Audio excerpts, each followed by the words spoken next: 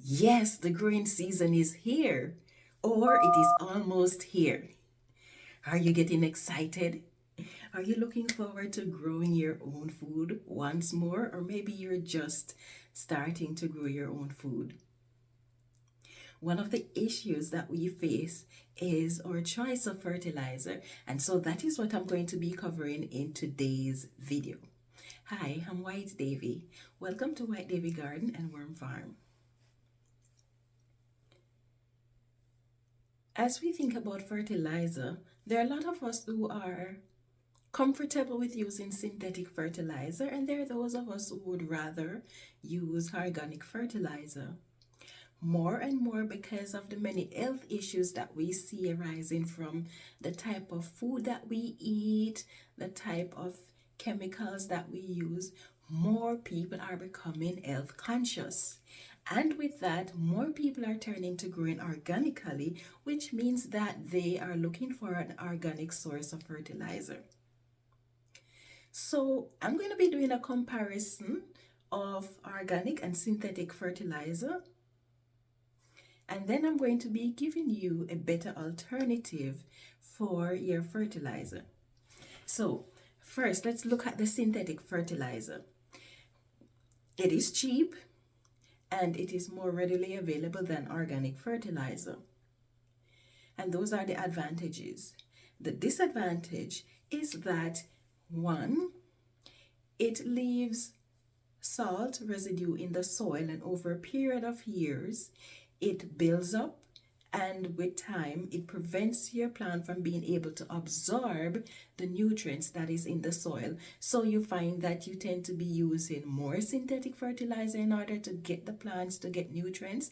But the more we use synthetic fertilizer, and the salt that it leaves behind is going to prevent your plants from getting the nutrients, which means that you're going to have to be searching for another alternative for fertilizer.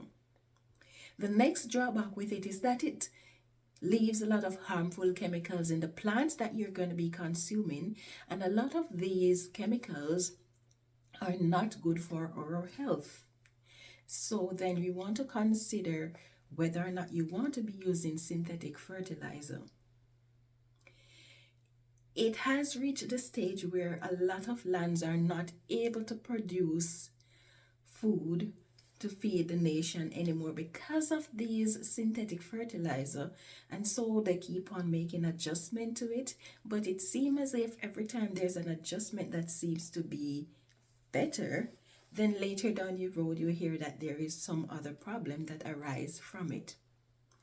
So then what are your options? What about using organic fertilizer? The disadvantage is that it is way more expensive than the synthetic fertilizer, but then it doesn't leave you with a lot of harmful chemicals that you're going to be consuming. It doesn't leave harmful chemicals in the soil that take years to go away. It is easier for the plants to absorb, and you have healthier produce for yourself and your family. And the good news for those of you who want to grow organically is that with the high price of organic fertilizer, you can create your own. Isn't that exciting? And it does not take much to produce your own organic fertilizer, and that is a big plus. So the better alternative to producing your own fertilizer is worm farming. Because with worm farming, there are so many benefits that you get from it. Prevents soil erosion. It speeds up germination. It speeds up the growth of your plants. You get better yield. Enhances the flavor of your produce. It retains moisture. It repels certain types of pests. And it prevents certain types of pathogens. If you do a little research on worm castings, you will find that the benefits that you get from it is quite a lot. What I gave you was just a few of the benefits of using worm castings. And worm castings can be used in multiple ways. It can be used as a foliar spray. It can be used as a worm tea. So for those gardeners who are just starting out with your worm farm and you find that you don't have a lot of castings because you're just getting started, worm tea is the way to go because you can use just a small amount to get a large coverage of your field. So, how do you set up a worm farm? Well, setting up a worm farm is quite simple, really, because all you need is a container that you're going to be using for your worm bin. You need bedding material, and you need composting worms and food scraps. And the food scraps you're going to be feeding your worms comes from your kitchen waste and your garden waste. So when you harvest your plants and whatever remain of your plants, you can feed that to your worms. Now, when it comes to food scraps, the only thing you don't want to be giving your worms from your kitchen is like dairy, meat, and acidic foods. But outside of that, you can give other things to your worms. And you don't want to give them salty or oily foods either because that can be harmful to them. So to get your worm bin started, you need to decide what type of bedding you're going to be using. Now, there are many options that you can use for bedding. There is peat moss, there is cocoa coir, there is shredded paper and shredded cardboard, there is dried leaves, there is animal manure that has been composted, there is compost. There are so many options available when it comes to bedding, so there really isn't an issue. So what you want to do is decide which of these is more feasible to you. For example, do you live in a region where a lot of coconut is grown? Then you have access to cocoa coir without having to buy expensive cocoa coir blocks. Or do you live in an area where a lot of peat moss grows or sphagnum moss grows? Can you grow your own sphagnum moss? Or do you have access to a lot of cardboard and paper that you can use as your bedding? Do you have a lot of trees in your yard that shed a lot of leaves that you can use? So consider what is feasible to you. For some of you, you're okay with spending the resources to buy the bedding, and for some of you, you may rather source what is available around you without all that added expense. So whichever option you choose, that is entirely up to you, and that is okay. So you decide what type of bedding you are going to use, and the good thing is that you can use multiple type of bedding in your worm bin. And as you set up your worm bins, you want to ensure, especially if you're just getting started with worm farming, that you have holes in the bottom of your container, because depending on what food source you're going to be feeding your worm, some of these food sources produce a lot of moisture. Things like watermelon, lettuces, and stuff like that produces a lot of water. And so you want to ensure that you have holes in the bottom of your container and that you have a catchment tray to catch this liquid, because you don't want it running down on the floor wherever you may keep it. And then you want to ensure that you have holes in the side of your bins, because when you have holes in the side of your bins, that is going to allow airflow in your worm bin.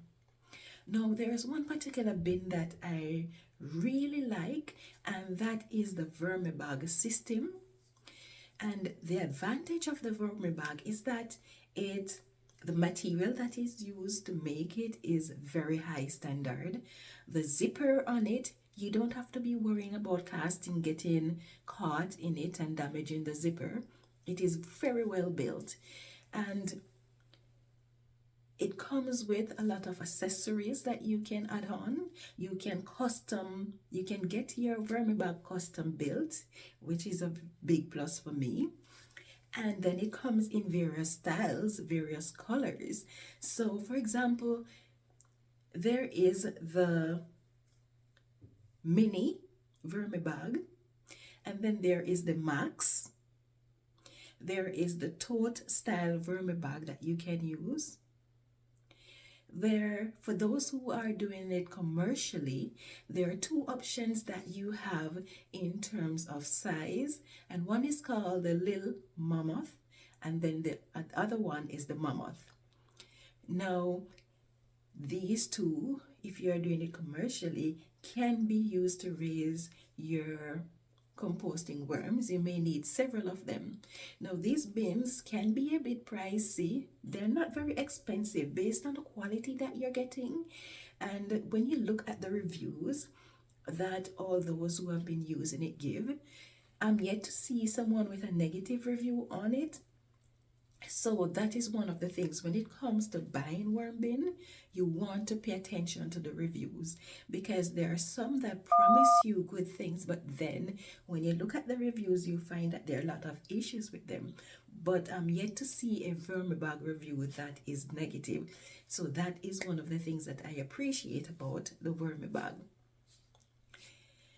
So, and the next thing about it, whether you're doing it for personal use or you're doing it for commercial purposes, the Vermibag can be placed in your house, even in locations where guests can see it, or it can be placed outdoors. They have, and you can place them in your garage. So wherever you have space for it, you can place it there, and it won't really look out of place. And that is a big plus as well.